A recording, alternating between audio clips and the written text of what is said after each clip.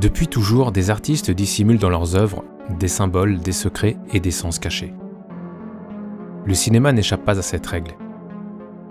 Et certains films possèdent un second niveau de lecture qu'il faut savoir décoder. Aujourd'hui, nous allons analyser une œuvre dont le scénario pourrait paraître a priori assez simple, mais qui en réalité, une fois décodé, possède un message caché. Vous regardez Décodix.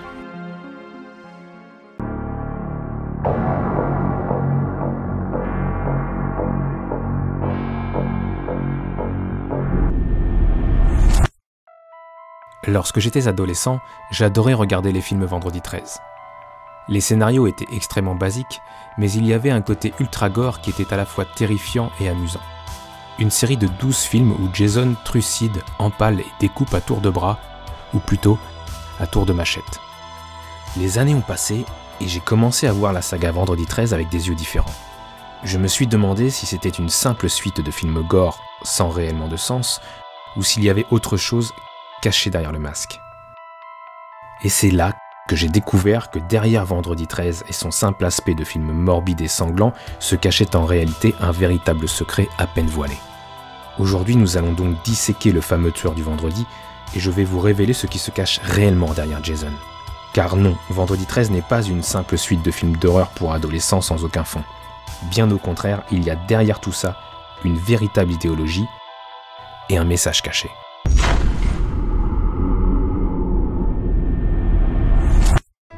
Vu le succès d'Halloween en 1978, les gros studios qui regardaient les slashers de haut avec condescendance commencent à changer leur fusil d'épaule.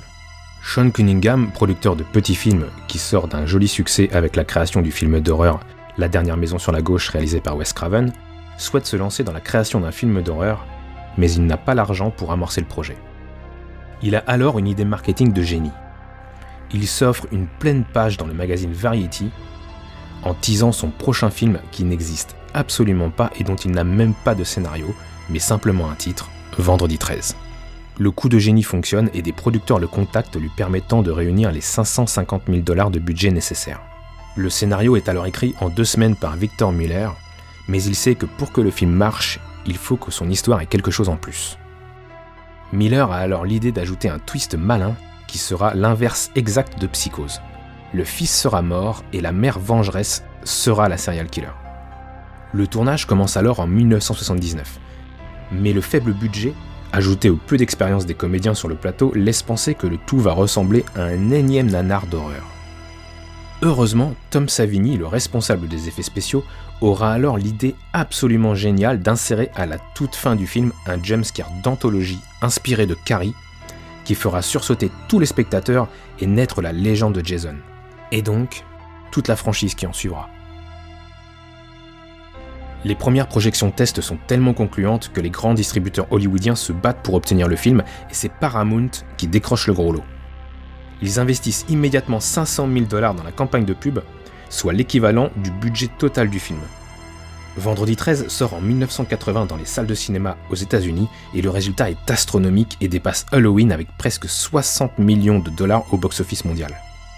La Paramount met alors immédiatement en chantier la création d'une suite, et l'interminable liste des films Vendredi 13 était lancée.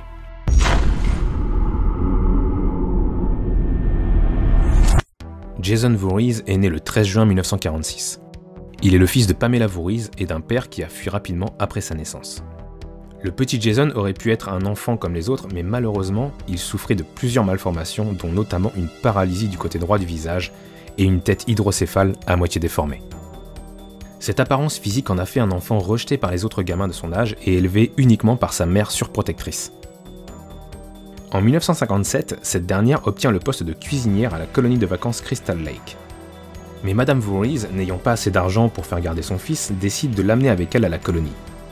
Un jour, tandis que les 2 moniteurs en charge des enfants étaient trop occupés à avoir des relations charnelles, le petit Jason se fit harceler par les autres gamins et finit par tomber dans le lac où il se noiera.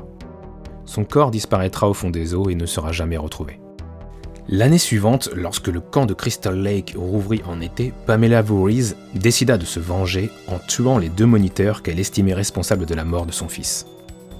Après ce double meurtre, le camp de Crystal Lake fut fermé et il acquit désormais la réputation d'être maudit.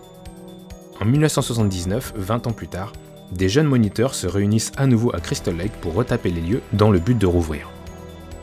Ils se feront alors décimer un par un de façon extrêmement sanglante par Pamela Voorhees, qui elle-même finira à la fin du film par se faire décapiter par la dernière monitrice survivante du camp.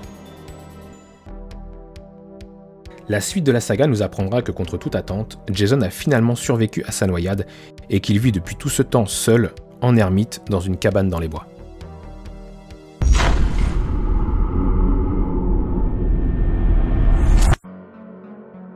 La création de Vendredi 13 arrive au moment d'un virage social aux États-Unis. Après les années hippies, place à un changement radical avec un courant inverse très conservateur aux États-Unis. Ce sont les années Reagan. Tandis que l'ascension vers la présidence de Ronald Reagan est en marche, le premier film Vendredi 13 voit le jour. Et n'oublions jamais que la pop culture est influencée par la culture qui l'a créée. Vendredi 13 est donc le reflet du changement de politique sociale des années 80. Lorsque l'on décortique les actions et les pensées de Jason Voorhees et sa mère, nous apercevons de l'autre côté du miroir les silhouettes de Ronald et Nancy Reagan.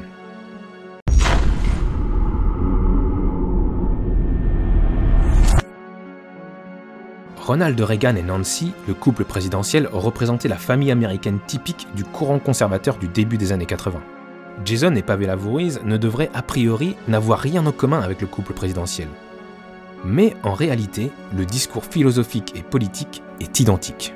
Prenons par exemple le début du tout premier film Vendredi 13, lorsque des jeunes moniteurs qui arrivent au camp de Crystal Lake rencontrent un policier. Donc ce personnage représente l'ordre et l'État. La première chose que celui-ci fait, c'est interroger les adolescents pour savoir s'ils sont en possession de drogue. Ainsi, dès le commencement, le ton est donné. La règle morale est posée, elle sera le fil rouge de toute la saga Vendredi 13. Dans les années 80 aux États-Unis, Nancy Reagan est devenue le visage de la lutte contre les drogues. La consommation de ces produits illicites était en pleine explosion, ce que nous retrouvons également dans la saga Vendredi 13. Les tout premiers films voient se banaliser la consommation de marijuana, puis dans le 5, c'est carrément de la cocaïne qui est consommée, et dans les suites ce sera tout et n'importe quoi, parfois mélangé. Tandis que la consommation de marijuana se répandait comme une traînée de poudre jusque dans les cours d'école aux États-Unis, Nancy Reagan apparaissait sur les écrans des familles américaines pour expliquer que prendre de la drogue était une déviance morale et non une addiction. Donc il ne fallait pas traiter les jeunes drogués comme des malades potentiellement victimes d'addiction, mais il fallait plutôt les punir de façon très sévère. Et c'est exactement ce que Pamela Voorhees puis Jason vont faire. Après avoir vu l'ensemble des films Vendredi 13, le constat est clair. Si un personnage souhaite avoir une chance de sortir vivant de sa rencontre avec Jason, il doit respecter les consignes de Nancy Reagan et ne surtout pas consommer de drogue. Sinon, son funeste destin est scellé et la punition sera fatale.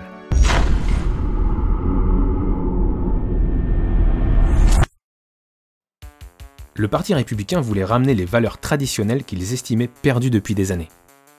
C'est la fin de la libération sexuelle, l'amour libre des années hippies devait être stoppé et la valeur travail devait être ramenée au premier plan.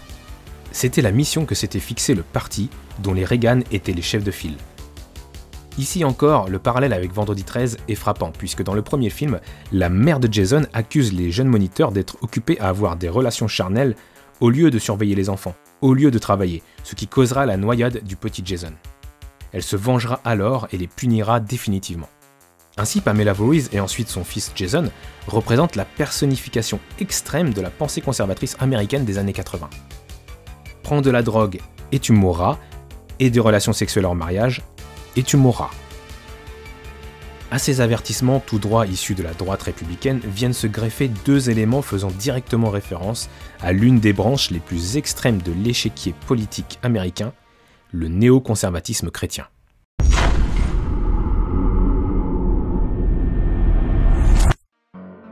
En effet, dans la saga Vendredi 13, deux choses viennent s'ajouter, ou si j'ose dire, couronner, l'expédition punitive de Jason à travers les films, et ainsi créer un message quasi religieux. La première chose concerne l'âge de Jason. Celui-ci est né en 1946, et c'est lors de l'été 79, alors qu'il assiste à la décapitation de sa mère, qu'il se transforme en ce tueur inarrêtable, avide de vengeance et de punition. C'est donc à l'âge de 33 ans que Jason se révèle. C'est à 33 ans que le changement opère et qu'il part désormais en croisade. Je ne sais pas pour vous, mais moi, j'ai beaucoup de mal à croire au hasard. La seconde chose, ou plutôt le second clin d'œil fait aux conservateurs chrétiens, concerne le déchaînement de la nature. En effet, à chaque fois que Jason est dans les parages pour commettre ses meurtres, le vent se lève, la pluie commence à tomber, et nous voyons arriver d'abord un orage, puis une tempête. Donc si l'on considère l'âge de Jason, 33 ans, correspondant à l'âge de crucifixion, et que l'on y ajoute le déchaînement de la nature, amenant des orages et des tempêtes, nous pouvons nous poser la question suivante. La nature est-elle en colère contre ces jeunes qui prennent de la drogue et couchent avant le mariage? Et l'on pourrait même aller jusqu'à se demander si Jason n'est pas une force divine assoiffée de vengeance et de punition.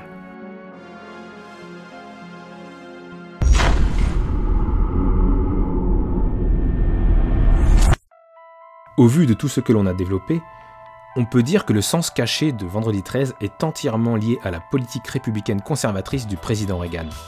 Comme on vient de le voir, les meurtres commis par Jason ne sont faits ni au hasard, ni sans raison. Le message politique des années 80 sous l'égide de Ronald Reagan a donc trouvé ici un ambassadeur de choix.